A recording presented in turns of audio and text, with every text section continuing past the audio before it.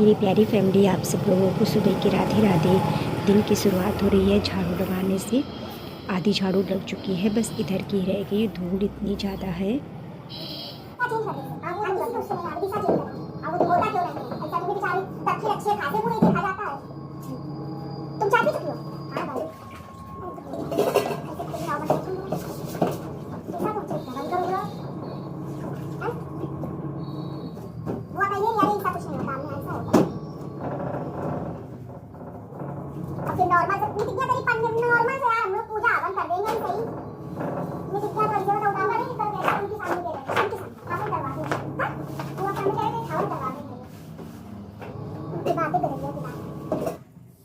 फिर देखिए, फ्रिज साफ़ करने के बाद में, क्योंकि फ्रिज वैसे ज़्यादा गंदी नहीं थी, तो फिर मैंने अच्छे से कोलिन डाल के उसको पोंछ दिया था।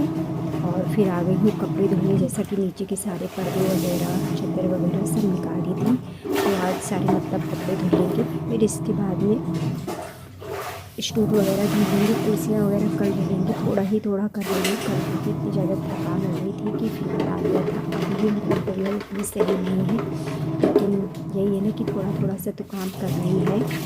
और आज है एकादशी। तो मेरी प्यारी फैमिली, आप सभी को आपने एकादशी की बहुत बहुत हार्दिक बधाई हो।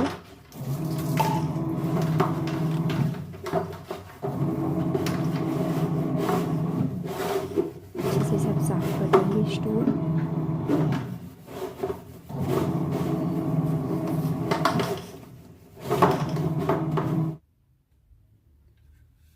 अम्ल की एकादशी।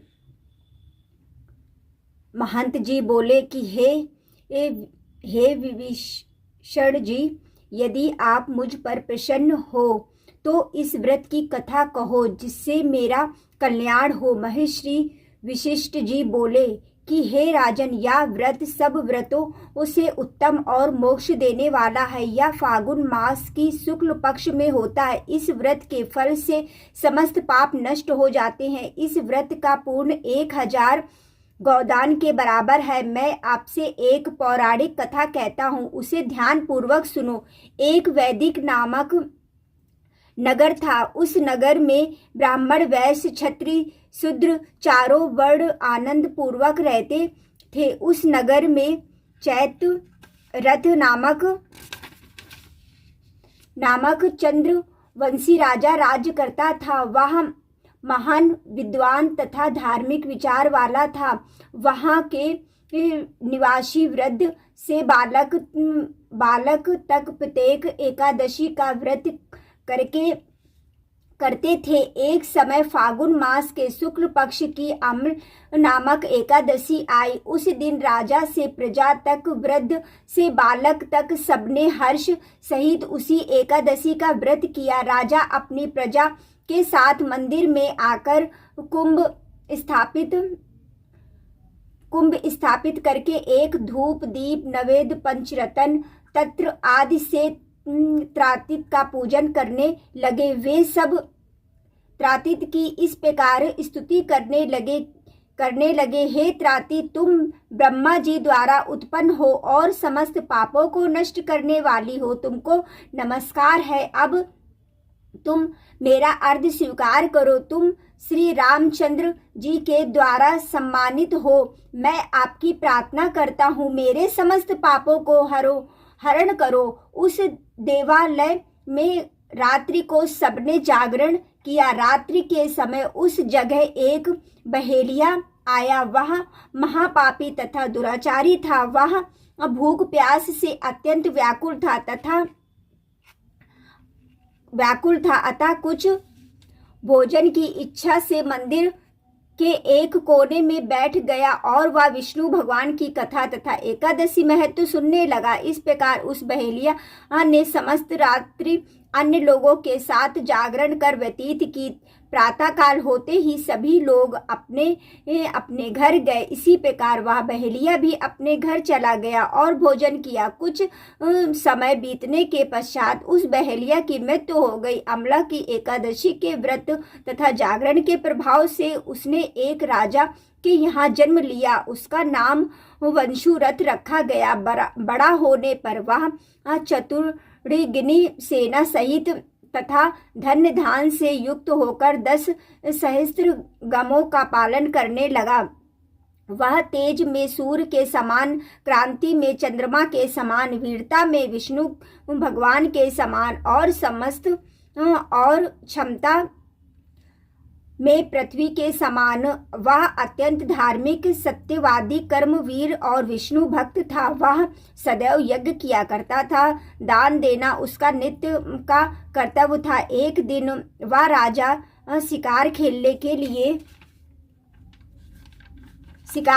के लिए गया।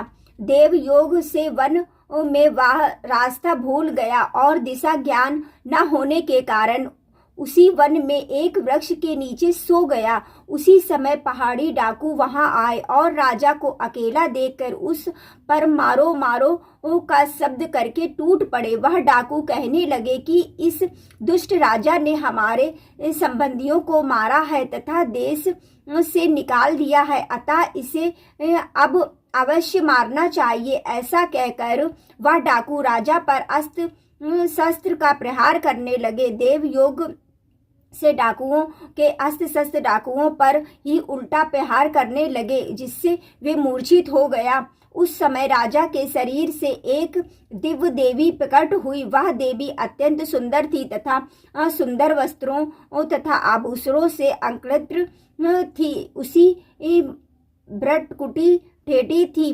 उसकी आंखों से लाल लाल अग्नि निकल रही थी। वह उन डाकुओं को मारने दौड़ी और समस्त डाकुओं को काल के गाल में पहुंचा दिया। जब राजा जागा तब इन डाकुओं को मारा हुआ देखकर सोचने लगा कि इन शत्रुओं को किसने मारा है। मेरा इस वन में कौन हिसैती रहता है। जब वह राजा ऐसा विचार कर रहा था तभी आकाशवाणी हुई, हे राजन, इस संसार में विष्णु भगवान के अतिरिक्त तेरी कौन रक्षा कर सकता है। इस आकाशवाणी को सुनकर राजा अपने नगर को वापस आ गया, सुखपूर्वक राज्य करने लगा। वशिष्ठ जी बोले, हे राजन, यह सब अमल की एकादशी के व्रत का प्रभाव था। जो मनुष्य अमल एकादशी का व्रत करते हैं वे प्रत्येक कार्यों में सफल होते हैं तथा अंत में विष्णु लोक को जाते हैं। जय हो विष्णु भगवान की, जय विष्णु भगवान की।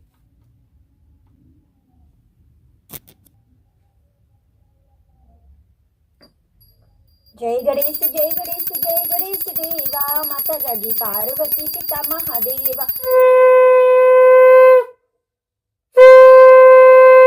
मेरी प्यारी फैमिली, आप सब लोग आरती ले लीजिए, दर्शन कर लीजिए, मिल लीजिए हमारी प्यारी प्यारी कहाना से, हमारी प्यारी प्यारी लाडो रानी से। कहाना लाडो रानी सबको राधे राधे बोलो।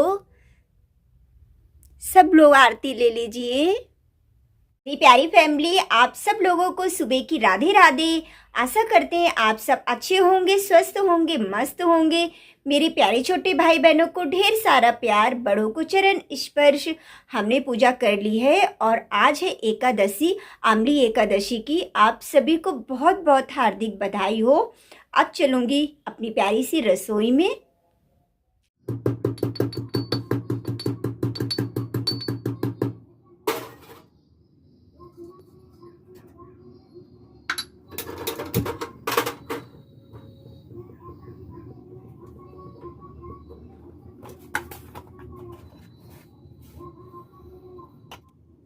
अपने लिए बना रही हूँ चाय। ये गुड़ इतना अच्छा है, सच में बिल्कुल भी चाय नहीं पड़ती, बस हाँ थोड़ा महंगा पड़ जाता है, इस वजह से जब कभी ये बना पाती हूँ। लेकिन गुड़ बहुत अच्छा है और टेस्टी भी लगती है गुड़ की चाय। और थोड़ा सा अच्छे से दूध वाली बना लूँगी तो ये है, फिर खाने को मिले चाहे ना मिले कोई टेंशन नहीं। और मेरी प्यारी फैमिली, मैं इसी तरीके से एकादशी की पूजा करती हूँ। बताइएगा आप लोग किस तरीके से करते हैं। चाय भी बन चुकी है तो आ जाइए मेरी प्यारी फैमिली, आप लोग भी मेरे साथ में चाय पीने। दूध भी मैं गर्म कर ही दे रही हूँ, फिर जाऊँगी दवा लेने। तो मेरी प्यारी फैमिली, आज का व्लॉग यहीं तक था। मिलते हैं कल एक प्यारे से नए व्लॉग के साथ में। आप सब लोगों को मेरा दिल से राधे राधे।